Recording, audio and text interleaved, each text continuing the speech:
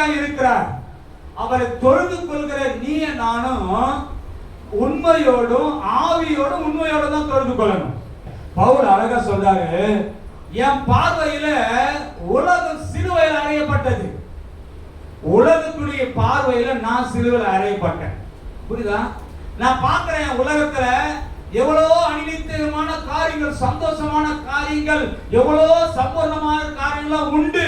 ஆமென். என்னால குடிக்க முடியும், விபச்சாரம் பண்ண முடியும், திருட முடியும், கொலை பண்ண முடியும், அப்புறம் போய் சொல்ல முடியும், சினிமா பார்க்க முடியும், எல்லாம் ஏதோ ஒன்றாலும் பண்ணலாம், பெரிய எல்லாம் பண்ணலாம்.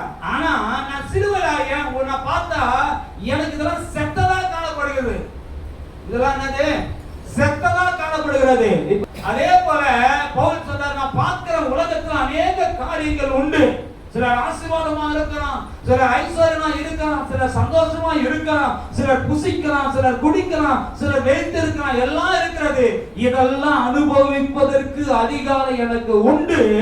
ஆனா இதெல்லாம் எனக்கு தகுதியாக, ஏன்னா கர்த்தர் என்னை பிரித்து எடுத்து அவருடைய ஊழியத்திற்கு என்ன தெரிந்து கொண்டிருக்கிறார். நல்ல உலகத்தை பார்த்து உலகத்தை போல வாழணும்னு நினைக்கிறவன் ஜெயம் பெற முடியாது. ஏன்னா உலகத்தை பார்த்து அது எப்படிதான் கிடைக்கட்டும், அவனை உலகத்துல வச்சிருக்காரு, கர்த்தர் என்ன ஊழியத்துக்கு வச்சிருக்கிறார். உலகத்தில் இருக்கிறவன் என்ன அனுபவிப்பானோ அதை அனுபவிப்பான், ஊழியத்தில் இருக்கிறவன் என்ன அனுபவிப்பானோ அதை அனுபவிச்சுதான் ஆகணும். கிறிஸ்துவுக்கு வைராக்கியமா நின்னா காயப்பட்டுதான். மோசே சொல்றாரு, அரண்மனையில கர்த்தர் என்ன வச்சிருந்தாரு, நல்ல சௌரியத்தும் அரண்மனை, பார்வோனுடைய அரண்மனையில. இப்ப ஆடுகளை மேய்ச்சிட்டு இருக்கேன்.